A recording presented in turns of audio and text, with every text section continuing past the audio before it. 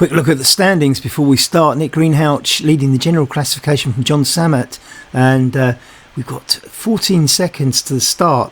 So Nick Greenhalgh, John Sammet leading the general classification. Caroline Reuter ahead in the ladies with the React team. And 1 second to go. Here we go. They'll be pedalling like mad to get off this start line. It's so essential to get into that first group, and the pressure will be on the front. Let's see how much it is splitting out. You can see it stretching already. A little bit of a gap maybe forming, maybe 50 riders or so off the front.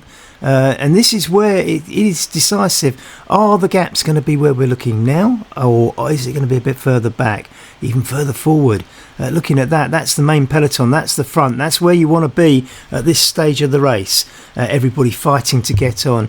Probably looking at that, over 50 riders have made that first little cut as we look back. And you can see where the cut is, 3 or 4 riders in no man's land, but that's where the cut's going to be. Will they make it back on into the main group is the big question. So who's made it and who hasn't? You can see the gap now fully forming. One rider just about hanging on. Will they get back into the fray or not? I think they're going to. Yes, I think they've made it, and that is the decisive gap. And that's what it's all about in that first few hundred metres, 800 metres gone. I usually say to people, something like the first 500 metres is decisive, and that's probably what's happened here. And we can see the main bunch now going across as that last rider in the Belgian kit just gets in, tucks in nicely, and gets the benefit of the draft reward for all that hard work in catching up and making sure you're in. So that's the split, and as I say, probably about 50 riders, 50 plus riders in that group.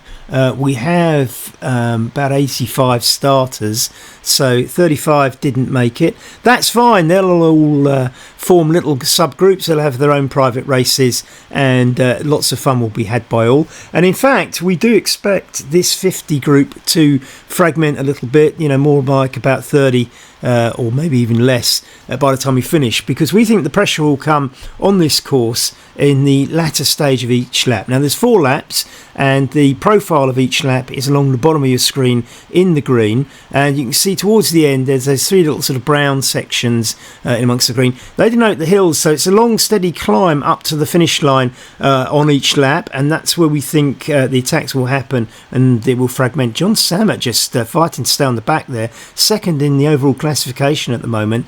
He's made it back on just behind Johan Arn and one other rider fighting to get back on. Nick Greenhalgh off the front now. Nick is the series leader. Now this is a tactic where you put pressure on the people on the back of the peloton, and this is a tactic to try and thin the peloton. And Bloom now, the German, going off the front, following Nick's lead a little bit, and I think a few of them just going for it. Now, as I say, this tactic really is one that we've seen develop in the last few series. It wasn't always the purple banner, by the way, is the halfway mark on each lap there, so they've done half a lap.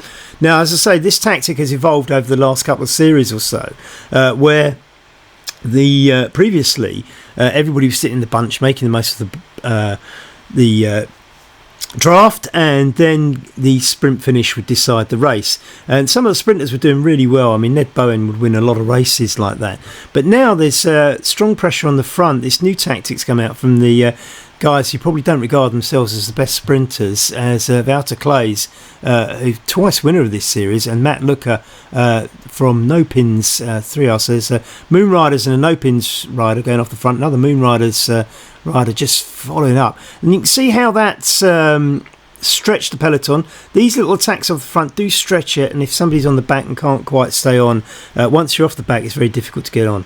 And as I say, this is a tactic that's evolved over the last couple of series, where the big riders who don't really fancy the sprint finishes try to do this and see if they can't stretch the peloton a few times. We're just entering the bottom of the slope, so this is where the first attack should happen, and you can see it does stretch the peloton. And as I say, there'll be slight gradients, and it's not much at the moment, 1.5%. It's never steep up here, it's just you can see how far it is. The big blob big white blob on the green profile is where the leaders are at, and you can see this pressure going on. 39 kph on a 2.7 gradient, but it's stretching. It's not that big blob of a peloton now. It's being stretched by the guys at the front. Somebody is likely to fall off the back. Bloom now was leading, I say, but it was somebody else has gone off the front now. It is Jack Samways from Watford Velo.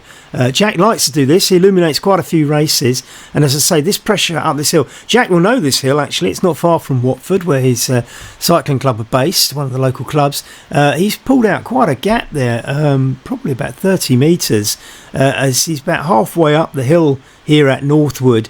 Nobody really forcing the chase. I think they're probably going to assume that when they get back over the start finishing line, they will start the descent, because about 2/3 of this is sort of downhill or flat, and it's only this last third of the course is uphill, so they're probably going to let him go and catch him later. It's still stretched, and probably some of them really fighting to stay in the bunch at the moment as we near the top of the hill. And you can see from the blob, there's quite a few white blobs just after it, and those are probably people that have been dropped on that hill, as Jack Samways is being joined by Rasmus Feldball, another guy who likes to go off the front and cement these attacks. And this is quite a decent lead they've built up here now. Well over 30 metres. It's not going to last for the final 14 metres of this 18.8 kilometre course. Our races are usually 16 kilometres, and this one turned out at 18.8, just because that's the way 4 laps of the course multiplied. So that's lap 1 done as they go through the start finishing line with Jack Samways and Rasmus Feldball clearly off the front with a healthy 40 metres plus lead at the moment. As I say, we don't expect that to last as they enter lap 2. This is largely very soft downhill now. You can see the gradient at the top minus 0.2. And if you look at the map on the right hand side in the middle of the screen, you can see the blue blob is where they're at, going down this long straight now away from Northwood before they sort of coil back and redo the hill. As I say, 4 laps to go. We have 13.6 kilometres to go with Jack Samways and Rasmus Feldball off the front. I think the lead's narrowing maybe a little bit. Maybe it isn't actually. Maybe that's just somebody bridging over, and have to see how that one works out. It's I get the impression the peloton will chase them down on this slope, and the gap will fall a little bit. It's still around 40 metres, but I think the peloton will chase at this point. Still people on the first lap, you can see there's a whole bunch of them. If you look in the bottom right hand corner of those white blobs, those are all riders or little groups of riders, and you can see it's now quite spread out. The pressure on the front has thinned this group out. It's no longer 50 riders in that group, as you can see, and the shot there tells you what's happening. There's people off the back and struggling to get back on. You have to work very hard to get on. Remember, if you're trying to catch up, you're riding faster than the guy on the front of it, and even if you get on and get the draft, you will be burning matches, and you'll be using up energy that you won't have for later. And as we look at the front again, this is being very stretched. You can get an advantage on downhills. This always surprised me when I first started doing this, that you can actually attack on downhills. I always assumed that it was probably not the best place to attack, but can happen. Steve Briley in there, Ray Wilson in that little group, as we've got Wouter Clays, Rasmus Feldball, Bloom, Marianne Marasek, Peter Sibley from Watford Velo in there, Johan Aaron having a great season, Dave Stewart from Scotland, Matthias Bergqvist in there, Andrew Gower, and Jay Connolly in there. So there's some names you'd expect to see, but I still think this will thin out a little bit before we get to the end. So let's see who makes the cut. Ned Bowen in there, as you'd expect. Most of the big names making it as we look back. This is one of the groups further back. Andrew Krajewski in this one with a couple of other riders, Foster and Ramelow, and they will probably, that's quite a small group. I mean, they probably fare better as they come round to halfway round lap 2. They probably fare better in a bigger group where they can share the draft a little bit. Stuart Gillies from Twickenham CC just behind that, riding solo. That's not what you want to be doing. Stuart's 160 metres behind Foster and about 80 metres in front of the next group, so a little bit in no man's land. This is the next rider and this is the next group. That rider just off that front group, probably be better to get into the group and work together. Simon Hall in there for Watford Velo, I see, and Bill Ann and a few others in there making up that group. That could work well together. This group, including David Buckley, Gautam Thakkar and Stuart Thorne. Gautam and Stuart both in the West London jerseys. This is the sort of size group you want to be in. You can get a good race out of here. Sharing times, Dave Kent in there as well, I see. And Ian Sudd, a B. Who else might we see in there? Gilmore and so forth. So that's a decent sized group. This should be a good race for these guys. These are the sort of groups you want to get into, and then it all gets sorted out with the sprint finish if you all stay together throughout the race. So Ericsson from Canada is next back, and Caroline Reuter is there in the leading ladies position. 50 seconds, so she, I guess, missed the cut for the first group, but everybody ahead probably got in that first group on the first 500 metres and has been dropped, and Caroline Reuter leading the rest. And Brett Smith in this group with Roach and De Swart from Belgium, 2 Brits and a Belgian in this particular group. This is a decent sized group as well. This should be a good Snazzy Pastel in there, great name, isn't it? John Willis from Twickenham CC, Gilmore in there as well. Jacine Juncker for the ladies competition, doing well. Who else in there? Caroline Reuter we saw was further up, so Jacine probably second in the ladies race at the moment in this particular group. So Caroline Eames in there as well, another of the React riders. So 2 React ladies in that little group as we go back. Carruthers and Matt Feely, who's been racing with us almost since the start of these races. Great to see Matt in there. He's a bit solo, but maybe this group will let him in. Tom Alsop in this group as well, I see, with Grigoris. Gavin Grant from Twickenham CC, the French flag. He's a Scotsman who lives in down near the Pyrenees. A few of the React riders in here, and Chantel Mendes and Wright as well. Gail Robinson for the Twickenham ladies and Daniel Gaunt. So there's a 4 lady group here. It'll be interesting to see this. You don't always see 4 ladies riding together like this. So this is great. They will have to vie with each other for places now and points. Butler, Christine Meek running for Westerly there. Haven't seen Christine in a long time. She moved out of London, and nice to see her there sitting on the wheel taking the draft, and it's down in Malmesbury I think nowadays, and haven't seen her online racing for a long time, so that's great as she comes around to complete half a lap as we go through the purple banner.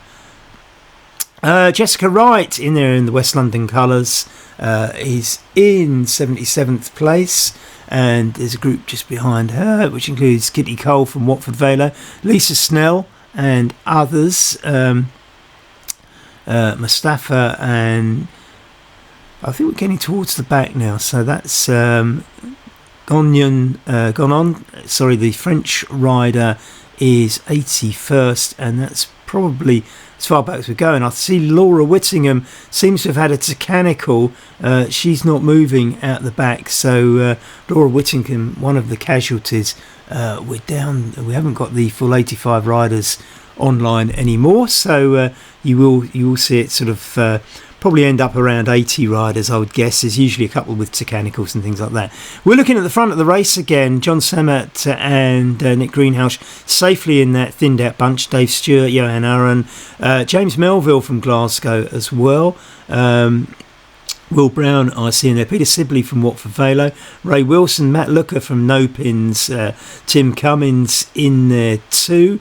So this is a reasonably select group now, and the winner will come from this group. There's nobody going to catch them. You can see behind there is nobody within view, and bear in mind that the riders they've actually dropped are not even within view, and that's how devastating it can be to drop out of this peloton and lose the draft. Once you're solo, it's very, very hard, and you're almost best to wait for the next group to catch you up. Somebody dropping through there. I'm not sure if that was a rider perhaps from another lap, but somebody sort of dropped right out of that. Maybe a Tecanical or whatever. Didn't quite catch it, I'm afraid. So let's see. Ray Wilson now putting a stint in. Kamil Walagora in there, I see as well. Just picking out the names that are in this group and made the cut. As I say, I think we've mentioned most of them. Kamil we hadn't. Marianne Marasek, I think we mentioned him. Peter Sibley, Dave Stewart, Ned Bowen, are all safely in this group. As you can see how much it's thinned. We're probably down to about, 25, 30 riders maximum now.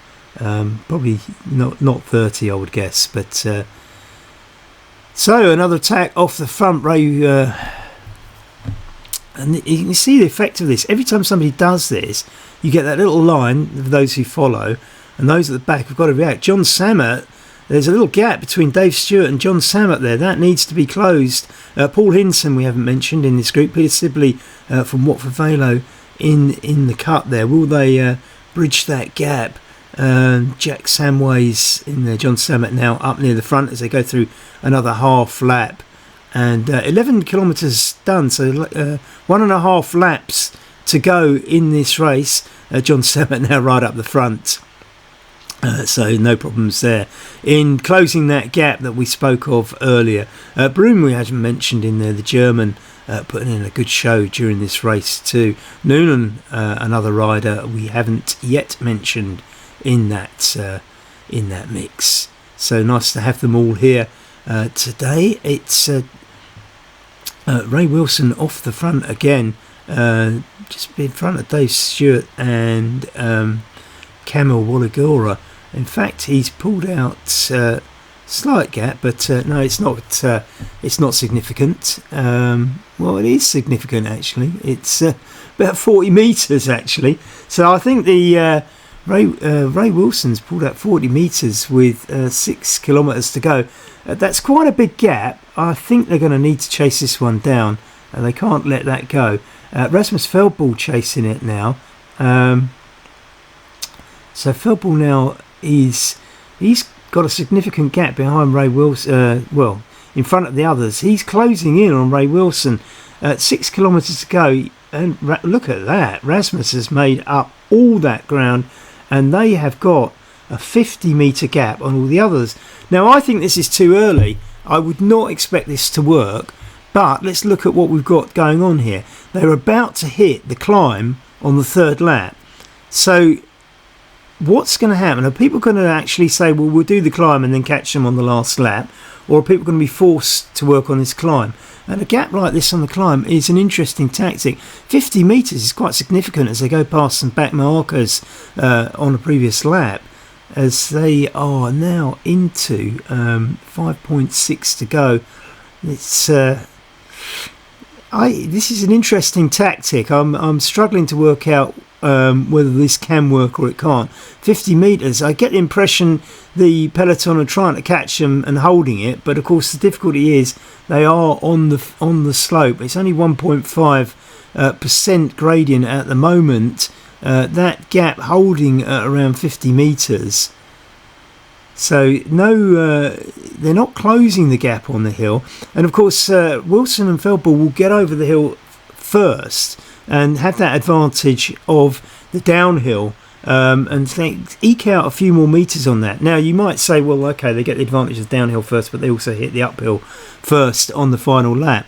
But it may be that neither of them really fancy a sprint uphill on the last lap, and they want the gap just to give themselves a bit of bunt, because if everybody else has to make up the gap on that last climb, they might just have enough in the tank to hold off the peloton and not have to get involved in a sprint finish. So maybe that's a tactic, get a gap before that last climb. If that is a tactic, it's being executed quite well at the moment. Still a 50 metre gap, so it's not extending as they go round into the lap, the final lap is coming now. So there we are. They're on the final lap, the front two, and they have a significant gap. This is not a tactic I would have expected.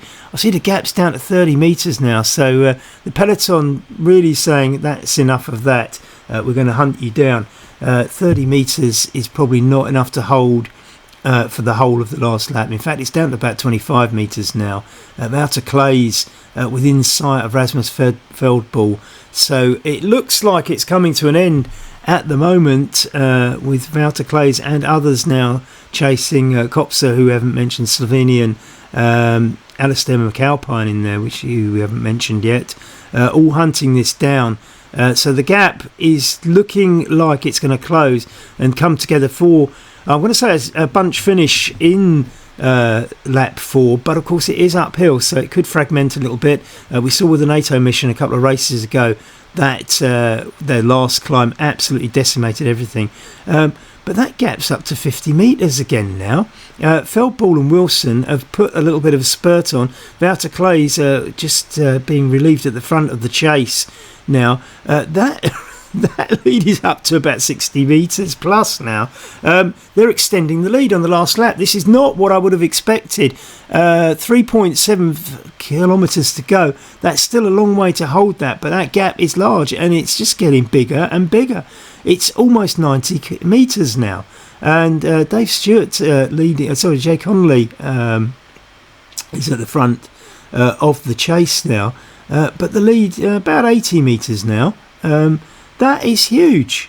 That is huge. Can they hold it? My inclination is probably not, as we look at this reduced peloton chasing the two breakaway leaders. Can the breakaway do it? We all love these little races where the breakaway is out there, and is there, everybody doing the calculations now to see, well, three kilometres, can you hold a gap like that? I mean, it's 70 metres. Can you hold 70 metres over 3 kilometres? I'd probably say no usually, but bear in mind we've got the added confusion of the fact that it is uphill at the finish. So the sprinters, who would probably save it all for that last little bit, aren't really going to be in a position to sprint in the normal manner. As Jack Samways leads the chase. Jack Samways is quite good at doing this and can put on big spurts on the front. So maybe this is where the chase back starts. Jack's not got anybody else with him, and he's not going to do it all on his own. But the distance to do this is whittling down. It's only 2.5 kilometres now with a 70 metre lead. I would still just about expect the peloton to be able to do this, but I think if it gets under 2 kilometres, as the peloton go through the halfway stage, still trailing by a significant amount. If it gets under 2 kilometres, which and this gap is about anything like 70-80 metres, I've got a feeling they're in with a shout of doing this. So let's see. We're down now to 2 point. We're almost at 2. The gap is absolutely phenomenal. It's 70 metres, and they're in the last 2 kilometres. I think they might just have a chance of doing this, and it's Ray Wilson on the front, Rasmus just sitting in the slipstream there. I'm sure they're going to take turns in this because it's in both their interests to have a sprint finish. Rasmus looked like he was about to take a turn on the front, but Ray getting out of the saddle. So Ray and Rasmus now overtaking some back markers there. You get a bird's eye view of the finish here if you're at the back. It's probably not such a bad thing. Ray putting on a bit of spurt. Can Rasmus respond to this? They're getting closer to the climb. They're still on a slightly negative gradient at the moment, but the climb about to start. Rasmus taking a little bit of a turn on the front now between the two of them. Ray sitting there taking the slipstream. Sure they'll share this. They've got a significant gap. This is now almost, it's around 90 metres, and I don't think they're going to get caught now. 90 metres with 1.2 kilometres to go. They are not going to get caught. The gap might shrink, but they are not going to get caught. So this is down to these two. I don't think they'll play cat and mouse. I think they'll both ride reasonably solid. Rasmus pulling away a bit from Ray at the moment. Ray's going to have to correct that as the 1 metre point comes up. They're about to go under the Flamme Rouge, and this will be a significant This will be a significant point. Ray just closing it a little bit there, but there's a 6 metre gap. Ray can't allow that to sit there for too long. They're going up this 2.7% gradient. Ray closing it down a little bit, gradually clawing back those metres from Rasmus. Has Rasmus pulled the ultimate trick here and got in front? No, Ray has now gone in front, so it's up to Rasmus. He can sit on the wheel, or he can... Let's see, I mean, is he going to sit on the wheel, or is he actually going to kind of struggle a bit? I think he's just sitting on the wheel, so I think Rasmus has got this one about right. 500 metres to go. Ray on the front, Rasmus, but I think Ray's stretching Rasmus. I don't think Rasmus is comfortably sitting on his wheel there. I think Rasmus is having to work to do this. They've still got 60 metres. The peloton obviously ramping it up. They've closed the gap by about 20 metres, but it's not going to be enough. It's Ned Bowen is at the front of the next bunch, but he's not going to make that distance up now. There's only 200 metres to go. It's Ray Wilson and Rasmus Feldball. Rasmus with the advantage at the moment. 130 metres, 120 metres, 100 metres to go, and Ray goes on the front. Is it Ray now? As they go down in the last few metres, as they cross the line, you can't tell. It was absolutely neck and neck. The official verdict is that Ray Wilson got that by absolutely millimetres from Rasmus Feldball. Matt Looker taking third. Jack Samways, excellent fourth for Watford Vela. Marino Sesson, who we haven't mentioned, fifth. Nick Greenhouse sixth. Just pipping John Samet to seventh. And that will keep Nick ahead of John. Now we have further back here, we didn't quite get all the peloton crossing the line, but looking back a little bit further to the next group, two Andrews here, Andrew Beale and Andrew Gower, Twickenham and Wesley duking this one out, and you can see Bloom just behind them is not going to make up that distance in 300 metres, so let's see what happens between these two. It looks like Andrew Beale, Andy Beale. Gower's gone for it, so with 200 metres to go, Gower just taking the lead as he cooked Andy Beale. Andy Beale just falling behind a little bit, 170 metres to go. But hang on, I think Andy's pulling back. Andy's given it a big spurt, and I think he's probably timed that about perfectly. Last 50 metres. Can Andrew Gower? No, Andrew Gower can't quite do it. Absolutely brilliant finish. Well done, Andy Beale. I think you'll be pleased with that one. And an exciting bit of racing. Busy following that. We missed the next batch coming in, which I'm sure was a great sprint too. Bloom just winning that one. Going to the back of the race, Lisa Snell there. She's one ahead of Jose Pino, but Pino has in fact seemed to have stopped, I think, there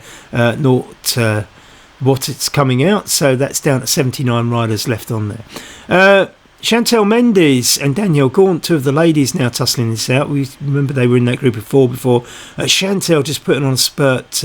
Danielle hasn't ridden for a little while, so I think if there is any urgency, Chantel's been riding regularly, so she might just have that sprint. Gail Robinson, former champion in the Ladies League at 71st, riding solo here. She's just ahead of Chantel and Danielle, and we'll probably grab some points there for Twickenham CC. The first two ladies in your team take the points. I don't think Lisa West is still in the race, so Gail Robinson just crossing the line there for Twickenham CC and picking up some points. Chantel now has distanced Danielle, so she's going to pick up 72nd spot from Danielle and grab some more points for RIAC, who are absolutely dominant in the Ladies League at the moment, both as a team and at the top of the table. Remember though, it's your best 6 races in the Ladies League, so Danielle just crossing the line for West London VR there. So we have Butler and Christine Meek now. Christine sitting on the wheel as she was earlier when we saw, and looking to take 74th or 75th position once she crosses the line. The results in the bottom right hand corner of your screen for the top 25 riders. If you want the full results, please go to www.westlondoncycling.com. That's westlondoncycling.com. There is a tab at the top of the website that says standings, and if you click on that, you can see the full standings for every competition, all 5 that are currently running. There's a 6th one that only comes into play in the last race, but everything's there, and you can check out all the results. So that's about it. That's about it for the coverage. The results will come up on your screen as we fade out. See you at the next race.